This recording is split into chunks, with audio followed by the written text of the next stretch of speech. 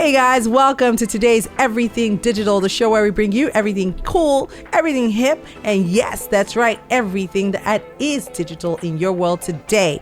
And especially every person that's going digital in your world today. And as always, I'm your hostess with the mostest, Faith History Insa, and I will be your digital guide on this series. Today I've got the amazing Adebayo Okelawal. I always think Lawal, but it's Okelawal. Yes. And you're a fashion entrepreneur, founder of the Orange Culture, and your fashion brand is very well known to Lagosians. I really love that. But of course, our show is global, so I introduced you to Adebayo Okelawal one more time. Welcome to the show. Thank you so much for having me. Thank you. Yes, thank you for coming on.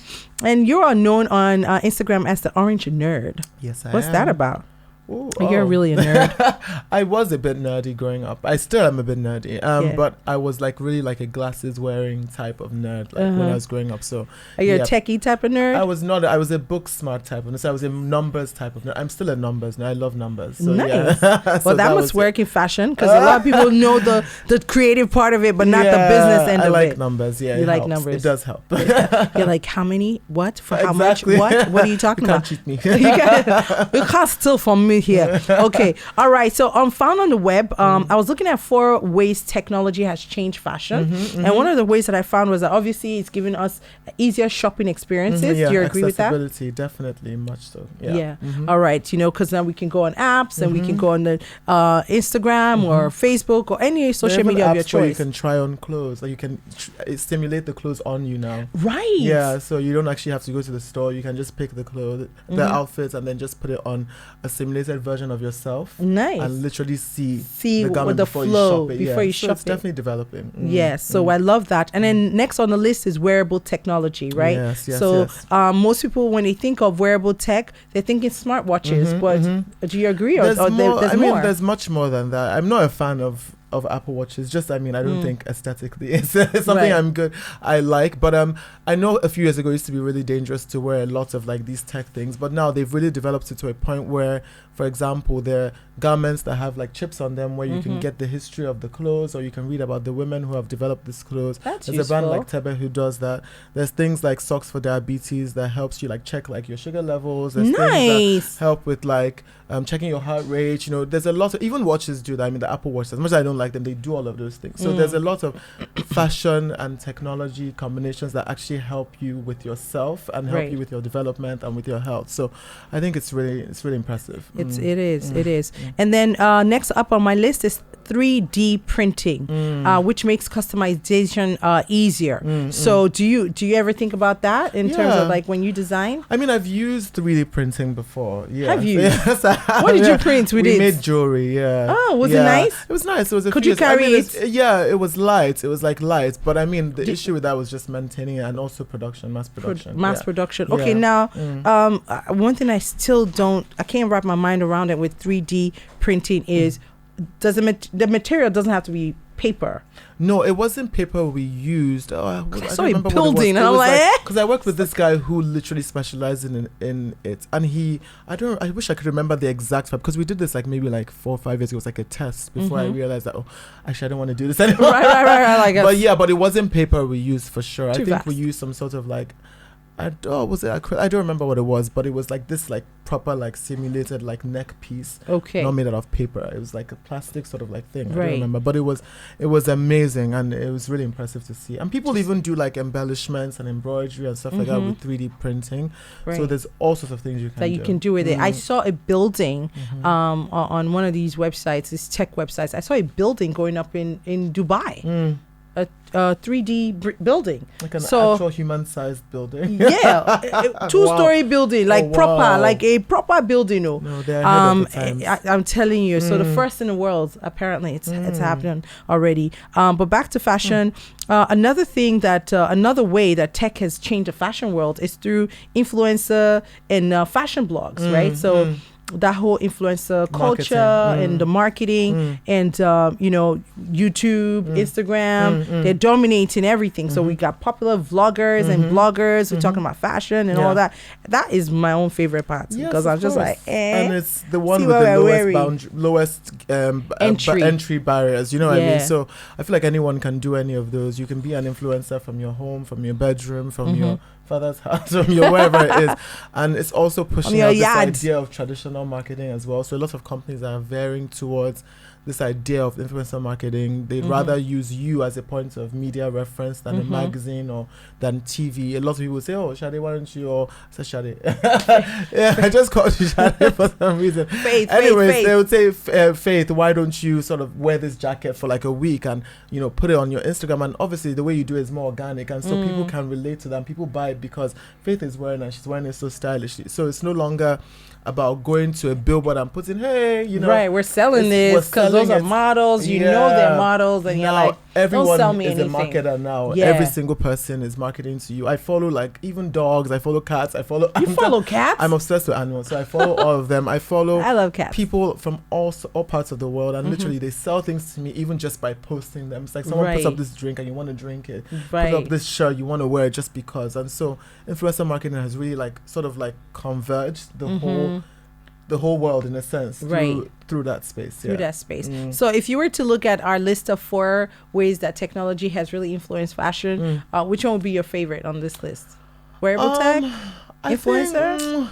I think the influencer marketing is the most profitable. So obviously, but I mean, if I really wanted to sound like a pageants winner, I would say health. So I would go to wearable tech because it helps a lot with the health aspect. If you were running for Mr. Nigeria, like Mr. Nigeria, yes, I think it's wearable tech because I think influencer marketing is it's interesting to see, especially in our generation, just how people are taking it and how it's opening jobs for so many people. Absolutely. People who don't necessarily want to do a 9-to-5 or work in a company or even know what they want to do. Right. A lot of people find themselves going just finding their passion and then being able and it's open to people do influencer marketing for medical supplies, for gym stuff, for fashion, for art, and so people are literally like selling their businesses through influencer marketing, and so people all over the world are buying your stuff just because somebody's wearing it. So I think that's impressive. I think so too. Yep. Okay, let's take a quick break. When we come back, I want to hear from you on some of the digital changes that you've experienced in the fashion industry right here in Nigeria. Guys, don't go anywhere. We'll be right back. And we're back, guys. I'm still here with Adebayo Okelawal of Orange Culture, the Orange Nerd. Hello. I'm here. I'm expecting that you just be wearing orange every time I see you, but you're wearing. No, it's not a color thing. It's not a color thing. It's just a brand. It's the essence of the brand that's connected to this idea of the color rather than the color itself. Okay. The idea of the color sounds very brandy. Like, what?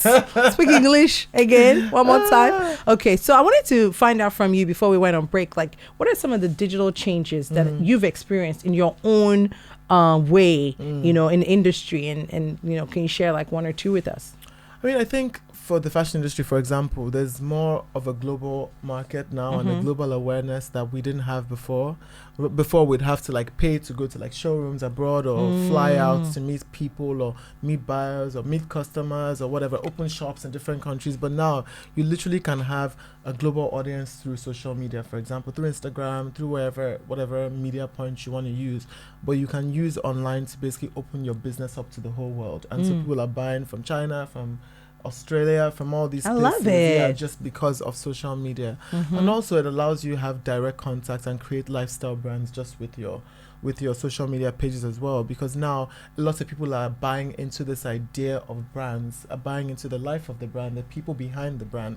So it's like you're selling your brand through experiencing the brand and through presenting the brand visually to the global audience. So people want to, for example, see someone who is selling a brand and putting up maybe the behind the scenes of like how they make the clothing or where the clothing is made, or where they store the clothes, or where they shop, or make sure that the factories aren't children who are working for the like these are our workers. These are the people making it. So there's a lot more that you can do with marketing your brand through social media, it's like almost this idea telling your that brand story. You can tell your brand story, whether as a fashion person or whatever it is that you do. I mean, even now, I mean, this is online. This is going to be online, and so people can now see the mystique behind, you know, being an OAP. Yeah, which is why we started filming it. Exactly. So, and then you know how we were talking on the show about, you know, what we're both wearing. People can now see. They can see. That's what she was wearing. So, and that's what he was wearing. Everything to the next level. Yeah. Beyond just like, I have to suffer so much to do this, and you know, so it's made it easier, yeah, more for accessible. a lot of businesses. Yeah, so I think that's amazing. All right, now let's talk about fashion real quick before we get into Truth Serum time.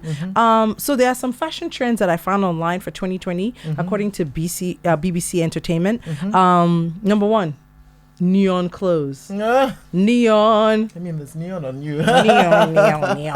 neon. Buttery, colorful leather. Yeah. You know, big bags. Yeah, big bags. I prefer them small, but you know, big bags are coming. Like I feel like they'd be coming back in because tangerine colored clothes. Rose prints. Oh yeah, actually we have rose prints in the collection. In New York, okay. Disco collars. Yeah. Is this a the disco 70s collar? are kind of like coming in okay, so it's more of a big colored 70s. But I mean, this still works. That's what they mean.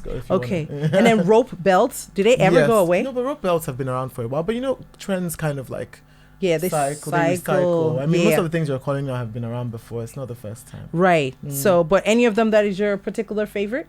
I mean, I think I love the idea of maybe for now, maybe the rose prints the most. And I mean, because I just love this idea of like exploring different angles of printmaking, because I really like prints. So knowing that we're doing that is kind of exciting, you know. And I love color. So to be honest, most of them, I think I've worn almost everything that's on there. Right. You're and just I'm a bag person, so I have like huge bags. I just throw everything into. Right. Yeah. So I mean, I have everything on there. So I think Nigeria is hot for leather, but you know, the buttery, colorful leather in a bag. As well. There's softer versions of leather, and I think most of the leather that they're talking about mostly isn't even just leather. It's probably latex, because a lot of people are wearing latex now. Got it. Because latex is lighter, and a lot of the buttery versions of leather are actually latex and not leather. Yeah. And latex is less hot. So I think a lot of people would wear that here. I think people have been wearing that for ages, actually. I remember Idea wore like, Idea, she wore like the Kim latex dress once to an event, the red one. I know lots of people who have also taken that into people like Fisayo and all the people who wear it in Nigeria as well. So the people are finding ways to sort of like adhere the trends to the weather. And find lighter versions of it. So it's about finding your own way. Yeah, I think everything can be explored. It's just about except for maybe for here, but like right. It's like, hey auntie, where are you coming leather, from? Actual heavy leather. Yeah, there's no need. Yeah, right, it's too hot. Yeah, there's no need. All right, Truth Serum time. I want to find out some truths about Adebayo Okelawal. Let's find out he's going to tell us the truth. What's the worst rumor you've heard about yourself? The worst, where you're just like, they said I did what? Killed a goat. I ate it all by myself in one city. There's so many. I mean, he said there's so many. There's so many rumors. I've been working in fashion for like 16 years. So obviously you learn to like, you hear so much. But I mean, I feel for me, the worst thing I've heard is that my business was built off somebody else's money.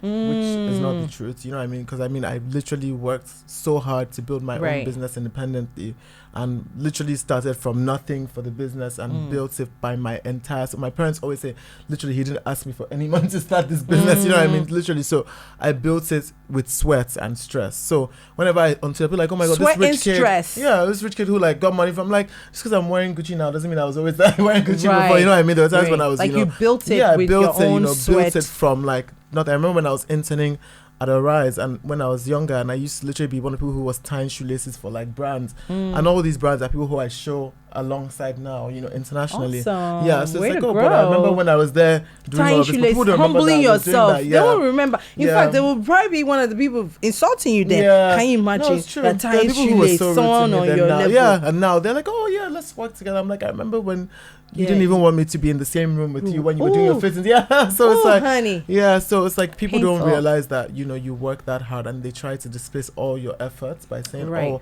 no, it's just some rich kid who probably got money from somewhere, or or somebody is funding his entire business. Yeah. So that's, for me, is the worst one, because it takes away from my hard work. From your hard work, and it's painful. You're like, I worked for this. Exactly. Blood, sweat, and tears. Okay. Instagram or Pinterest? Instagram or Pinterest. It depends. Because Pinterest I prefer more for inspiration, and Instagram I just like when I want to relax, because my friends are on there. Right. Just want to catch up with them, see what they're doing. I would say Instagram for like relaxation. Yeah. All right, and Pinterest for inspiration. I like that. Pizza or shawarma? I don't like pizza. I don't eat pizza. So shawarma. Shawarma for sure. Okay. Lose all your pictures or go back 5 years in life without the knowledge that you have right now? I'll lose all my pictures. Yeah. Like you're just like, when I lose my phone, I don't back up my phone. So if I lose all my pictures. The thing I back up are documents.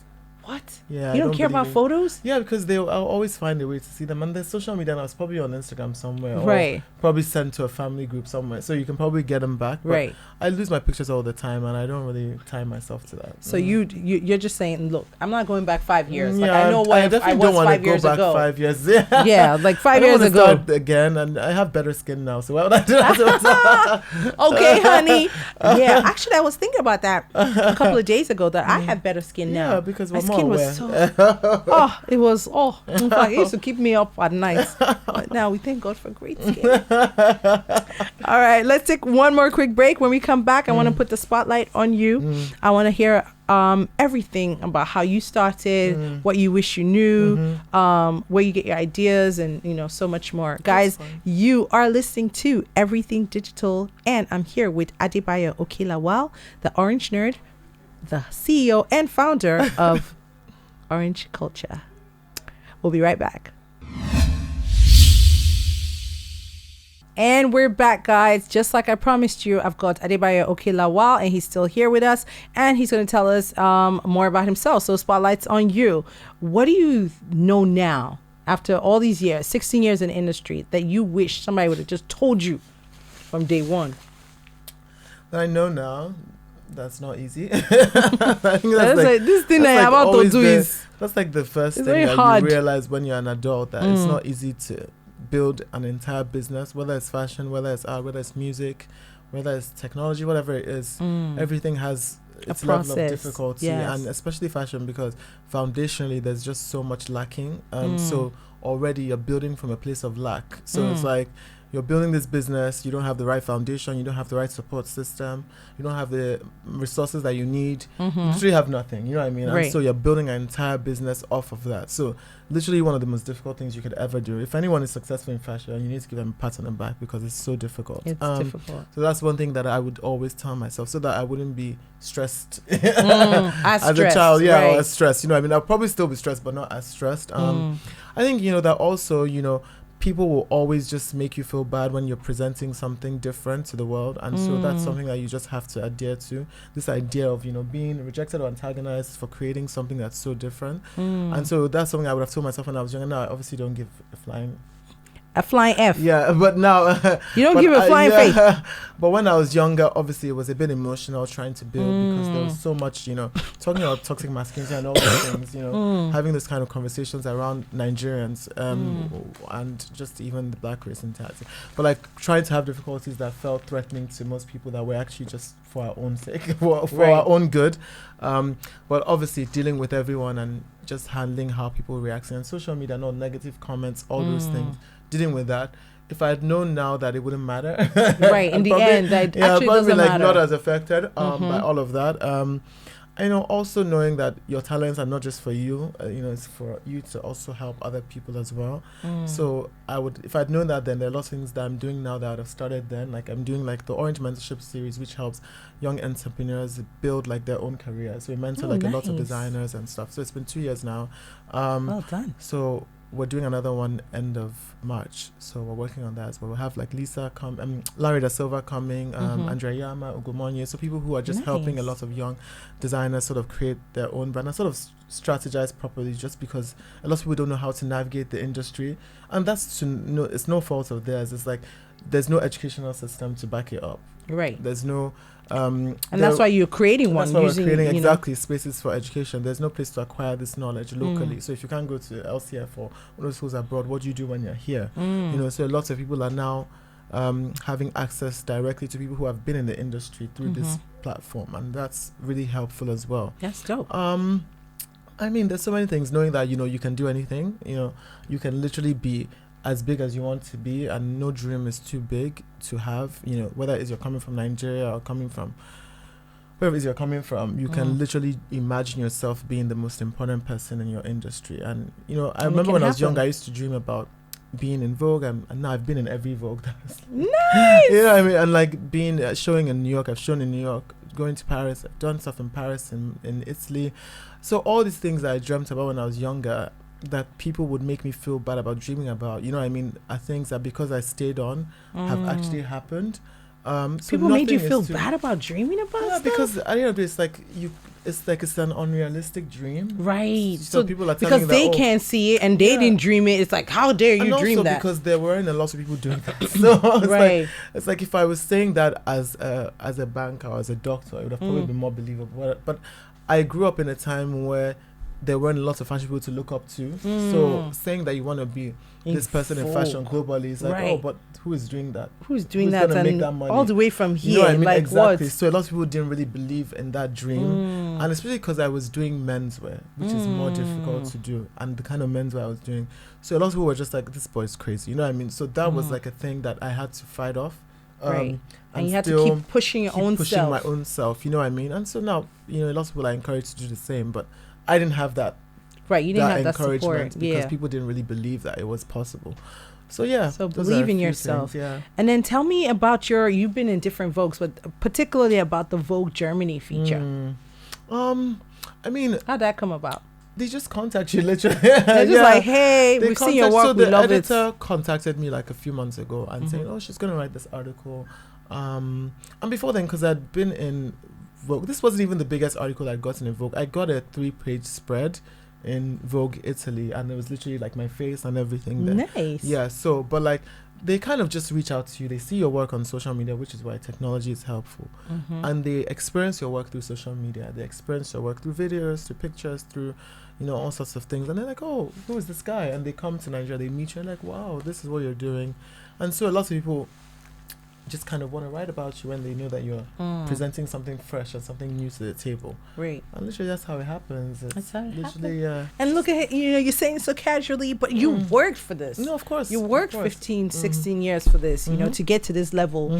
And of course, using technology like we talked about earlier, that whole influencing culture, that whole social media, because some people think it's a waste of time. Yeah. Some people are like, it's a distraction. Please, I don't want to be dealing with that. But that's sad because, there's opportunity in everything. So if you don't see the opportunity for you, it will be a distraction. It will be a distraction. And if you don't need it. Yeah. But if you're in a creative field and I don't even think it's just creative anymore. It's like, I know people who, for example, Samuel, he's my skincare doctor. He's an esthetician.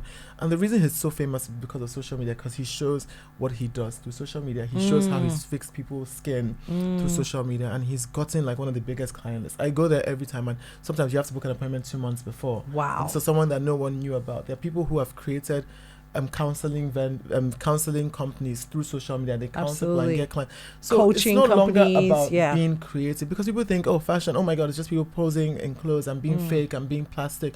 But it's more than that. I feel like you get what you look for. You know what I mean? You follow the people that will engage you mentally and intelligently, and you will see it as an opportunity and as a mental development space rather than a space for distraction. So yes, so it depends on what you're looking for, what you're following. TV is just as much a distraction as social media Absolutely. is. So life is a distraction. Yeah, to be honest, people can be distractions as well. Food can be a distraction. It's just about Lagos traffic can be a distraction. Yeah, everything. We go on and on. Yeah.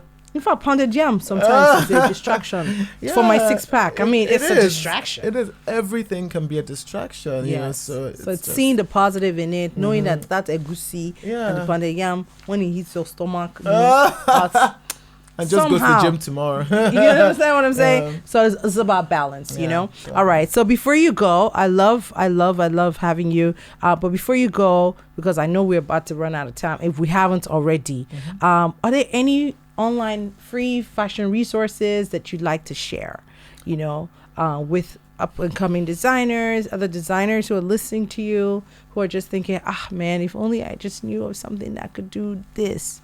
Something that has worked for you. Fashion. Oh. Could be an app. It could be a website, teaching aid. Think about. I know they have fashion masterclasses online now, so that I know. So I know like Vivienne Westwood and I went to, they give these fashion. Those are kind of expensive, but I would say follow designers, for example, like Andrea Yama, who has created one of the most intelligent business strategies ever through her business. And she does women's wear. She does swimwear, wedding. She does e-com as well. Find designers who have built businesses that you look up to and encourage yourself through them, so you can see what they're doing and use that to also build a space for yourself. I think, to be honest, just follow the right people. I don't really think that much about, unless you're thinking about editing apps, but I feel like everybody knows Beauty Plus and all those things. These are things that aren't really important. But I think follow the right people. Follow people like like Lisa Falawio, Maki O, all those people who are Kenneth Easy, people who are like inspirations to you, and even international brands as well, like Kenzo, all those brands. I think as a designer, follow not to copy, but follow to be inspired by how they've set up their businesses and how they're functioning in the international space, and also marketing themselves. So it's like a marketing education system by following them, and use that to sort of build your own marketing space. But aside from that, because I feel like a lot of Nigerian brands, what they get wrong is really visual representation. A lot of brands don't understand this idea of visuals and why it's important to take a picture the right way, or photograph your clothes the right way, or put your clothes in this person the right way, because they think it's so unimportant. Like, I just want to sell clothes. Like they think it's too surfacey. Yeah, it's like it's fake. It's fake. It's fake. God, it's not the real thing. I can't be creative and be a business, but you can be both. And be a marketer. Exactly. Like, I just want to design. I don't want to have to market. Yeah, they feel like, and I hear things like, all the creative ones don't make money. That's the most stupid thing I've ever heard in my life. The creative ones do make the money. Yeah, because they're making money just as much as people who are doing Ashrebi as well. And the thing is, everything is balanced now. There was a time maybe where it wasn't like that, but now people are balancing out, and people who are creative are not just getting naira, they're getting dollars and pounds. Because international people are like, yen, we want to buy from them and as well. yen and Australian dollars, honey. It's about putting in the right balance and understand that you can be creative, you can be a businessman, and working towards that as well. Awesome. Thank you. That's some wise words. And I'll give you guys a plug. This is something that you can use for an image. So let's say you went to a website and you found this image that has a background, on a picture. So what you do is go to remove.bg, which is a website, remove.bg, upload the picture, and then the website will just do the work. Take out the background. It becomes a transparent image that you can use. What did you call it? Remove.bg. So it's basically remove background. I know. Check that out. A way to make a photo on transparency. And that's the show for us. To make the background. Okay, maybe not the photo transparent, but you know what I mean. I get you. Because I just said it kind of like transparency, but anyways, that's the show for today. So share your handles with us before you go. Okay, so Orange Culture NG, that's one. The Orange Nerd, second one, and the third one is Orange Mentorship. All right, so that's for your business, for yourself, and for your mentorship program. That's it. And for us, it's everything digital on the show. This Everything Digital. But if you want to look up for us on social media, that's eDigital Africa. Everywhere you go. And if you want to join us on WhatsApp, that is 0813-888-0585. And we'll catch you same place, same time. Until then, it's bye for now from me, your girl Faith History, and Bayo. Toodles. Everything Digital is proudly brought to you by MTN. This is a Faith History production.